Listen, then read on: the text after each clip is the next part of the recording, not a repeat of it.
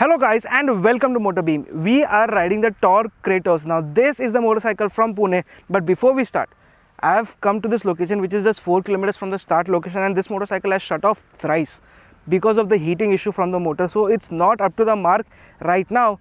If you're considering an electric and maybe this one, just wait out for maybe 2 or 3 months. In today's video, I'll tell you for 1.5 lakhs, does this make sense or not? Before we begin, subscribe to MotorBeam and don't forget to hit the bell icon.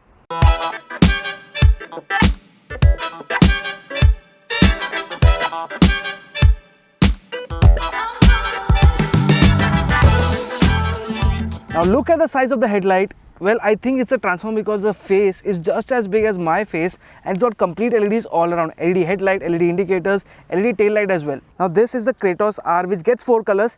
You can get the standard Kratos which will have a smaller motor. Not really a smaller motor but producing less power, less torque. But let's talk about this. It gets a 4 kilowatt hour battery. This is the complete battery unit. Battery stays over here, and this section, the lower section, controls the ECU and everything else. The motor is right over here. This is a 4 kilowatt motor, but has a peak output of 9 kilowatt, which is close to say 15 bhp, 12 to 15 bhp, somewhere close to that. But it is almost 38 Newton meters of torque, which is really nice because we have been using that torque coming up the hill with pillion, like with the camera guy. But yeah, the motor shut, the bike shut because it overheated. Now that is a problem that we have been facing quite a lot because it happened thrice. That said, you get disc brake at the front as well as the rear. This is a combi braking system for the rear brakes, normal brakes for the front. You do get a tubular swing arm, but the motor is actually mounted on the swing arm itself. So you can see once I press this, the motor moves along with the swing arm. So it's not connected to the chassis, it is on the hanging part of this motorcycle. You have got a ground clearance of 165 mm and the seat height of 785 mm. So yes, it is accessible and can take on bad roads too. But with the pillion, yes, the ground clearance is not enough because once the suspension sits down, it does bottom out quite a lot. Now, the riding posture is quite nice, but did you hear some noises? I don't find the build quality of the plastic panels and the seat to be the best. Quality levels, decent. The riding posture is quite upright. You can actually see what's ahead of you. There's a good vision here and you get a completely digital instrument cluster here. Now before jumping onto the cluster, well, pillion seat is not enough. It's not spacious for any kind of a heavy driver or a heavy pillion. Normal pillion or a small size pillion will be fine. But this noise is just bothering me quite a lot, yaar. Now once you turn this on, it does a complete swipe up and you can see that the first thing that I have on the left is the eco mode. All I have to do once I turn it on, I can change it to the sports mode.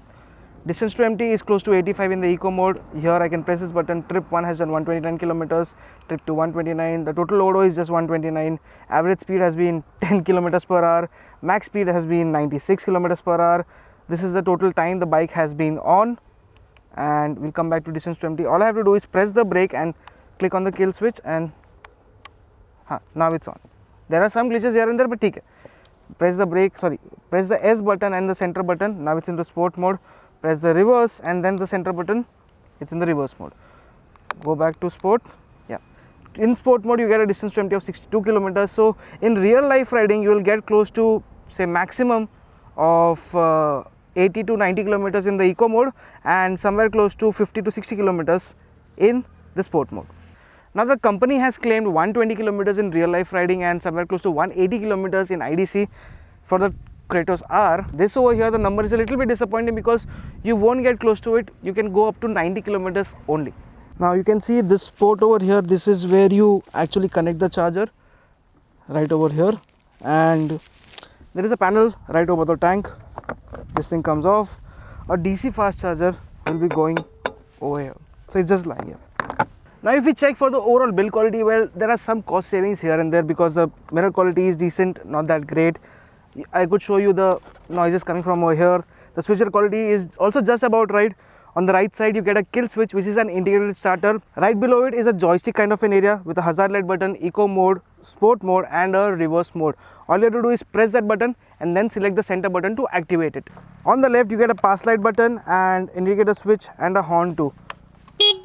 This is what the horn sounds like. The grip from the tires is just about right. You get 90 section front tire and 110 at the rear, but the grip is okay. When you're cornering, it's not the best, but then you can manage because it's an electric motorcycle. The brakes are also good enough.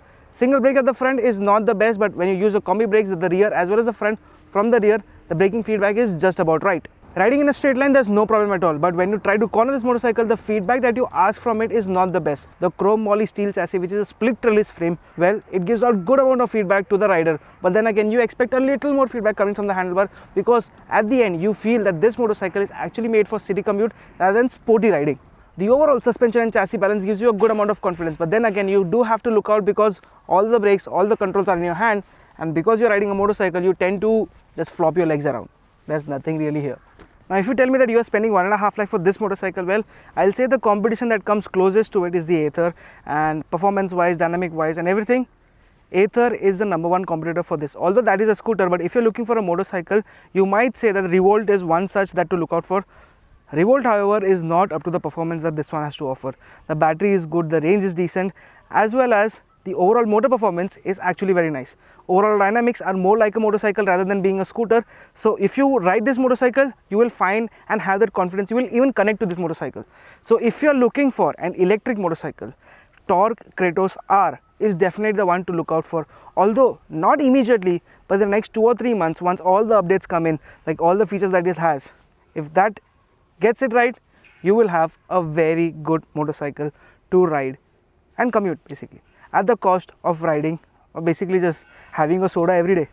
That's about it. Thank you so much for watching. I'll see you guys in the next one. Bye bye.